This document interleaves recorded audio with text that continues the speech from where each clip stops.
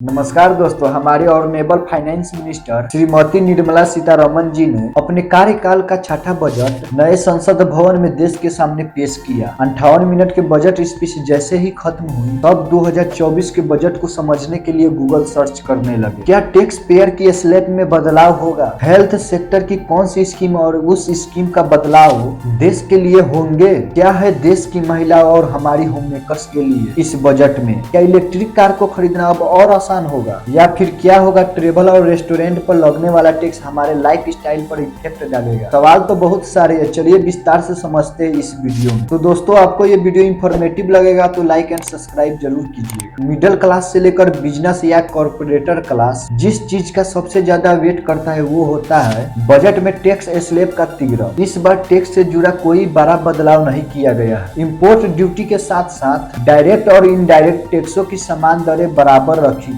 पुराने tax regime चुनने पर अभी भी आपको 2.5 लाख रुपए तक की इनकम ही टैक्स फ्री होगी, लेकिन इनकम टैक्स एक्ट के सेक्शन 87A के तहत आप 5 लाख तक की इनकम पर टैक्स बचा सकते हैं। वहीं नए टैक्स रिजिम चुनने पर पहले के तरह ही 3 लाख रुपए तक की इनकम पर टैक्स नहीं देना होगा। इसमें भी इनकम टैक्स एक्ट के सेक्शन 87A के तहत सैलरीड पर्सन 7.5 लाख रुपए तक की इनकम पर और अन्य लोग 7 लाख तक की इनकम पर टैक्स फ्री पा सकते हैं। देश के लिए एक अच्छी बात यह है कि टैक्स फाइल करने वालों की संख्या 2.4 गुना बढ़ गई है। बीते 10 सालों में 2024 के बाद से डायरेक्ट टैक्स कलेक्शन 3 गुना हो गई है। चलिए समझते हैं बजट और स्कीम के बारे में। बजट से इस फील्ड में जुड़े लोगों को बहुत ज्यादा उम्मीदें होती है। अगर हम बजट को देखें तो इस बार छत पर एक बड़ी स्कीम के जरिए मदद का ऐलान किया गया है। 1 करोड़ परिवारों को रूफटॉप सोलर एनर्जी योजना के कवरेज में लाया जाएगा। 1 करोड़ परिवार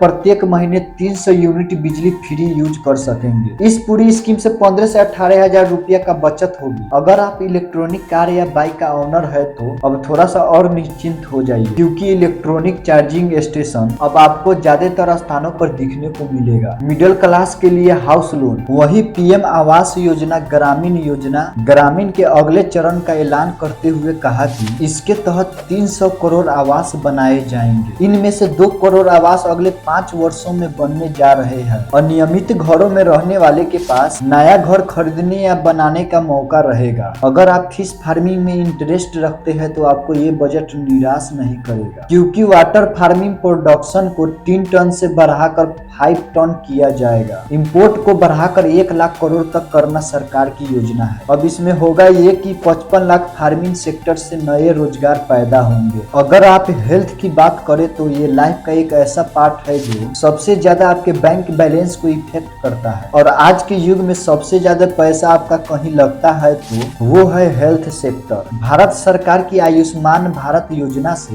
भारत का बहुत बड़ा वर्ग अपने आप में सेफ महसूस करता है। इस क्षेत्र का दायरा आज के बजट में बढ़ा है। देश की फ्यूचर यानी हमारे बच्चों का देखभाल और पौष्टिक भोजन सुधार के लिए सक्षम आंगनवाड़ी और पोषण 2.0 के तहत आंगनवाड़ी केंद्रों के काम में तेजी लाई जाएगी। इससे बच्चों को सही पोषण मिलेगा और कुपोषण की समस्या से बचाव हो सकेगा। पूरी दुनिया में सर्वाइकल कैंसर एक बहुत खतरे के रूप में उभरा है। इसको खत्म करने के लिए इस बार की बजट में सर्वाइकल कैंसर वैक्सीनेशन पर बहुत ज्यादा ध्यान दिया गया है। सरकार सर्वाइकल कैंसर से बचाव के लिए लगने वाली HPV वैक्सीन को उपलब्ध कराएगी। इस वैक्सीन से सर्वाइकल कैंसर से बढ़ते मामलों की रोकथाम हो सकेगी। बच्चों में पोषण की कमी न हो, इस बात का पूरा ध्यान रखा जाएगा। भारत में मिशन इंद्रधनुष योजना के तहत टीकाकरण के लिए UN प्लेटफॉर्म लॉन्च किया जाएगा, जिससे उनका कोई तरह से बैक्टीरिया या वायरस से होने वाली बीमारियों से बचाव हो जाएगा, और पशुओं को बीमारियों से बचाव के लिए टीकाकरण पर भी जोर दिया जाएगा। इससे पशुओं को कोई तरह की बीमारियों से बचाया जा सकेगा। आजकल इंस्टाग्राम पर हर दूसरी reels and post travel content से भरे पड़े हैं। अगर हम बजट की बात करें तो इस बात का पूरा ध्यान रखा गया है कि ट्रेवल के जरिए देश में रोजगार एंड फॉरेन इन्वेस्टमेंट कैसे आए। पिछले दिनों चर्चा में लक्षद्वीप को इस बजट में बहुत ज्यादा इंपोर्टेंस मिली है, एंड लक्षद्वीप के साथ साथ कई द्वीपों पर सुविधाएं लाई जाएगी। इससे रोजगार में भी काफी तेजी देखने को मिलेगी। भारत का ट्रेवल बहुत बड़े लेवल पर रेलवे एंड हवाई जहाज यात्राओं पर भी टिका हुआ है। इस बात का ध्यान रखते हुए 40,000 रेलवे बोगियां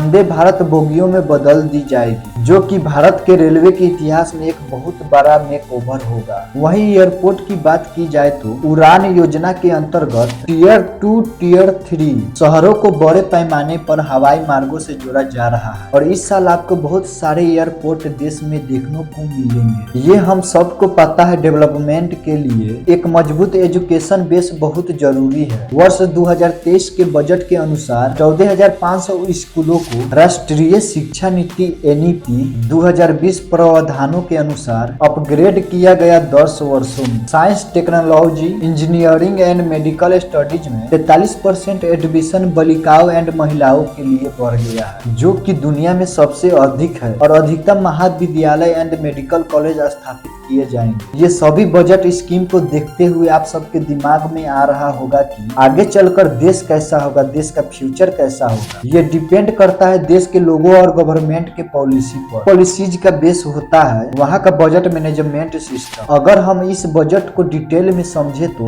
बहुत सारे सेक्टर है, जैसे डिफेंस बजट जो इस बार पिछले बार से दोगुना 6.2 लाख करोड़ है, या फिर ट्रेवल एंड टूरिज्म इंडस्ट्री के लिए स्टार्ट की गई ब्लू इकोनॉमी 2.0 स्कीम जो भारत के ओशन सेक्टर को कवर करती है, जिसके लिए इस बजट में 1 लाख करोड़ का फंड बनाया गया है, जिसमें 50 साल तक लोन स्कीम है। तो दोस्तों, आपको ये वीडियो इंफॉर्मेटिव लगा होगा तो अपने दोस्तों के साथ जरूर शेयर कीजिएगा। मिलते हैं अगले वीडियो में। अभी के लिए बहुत बहुत धन्यवाद।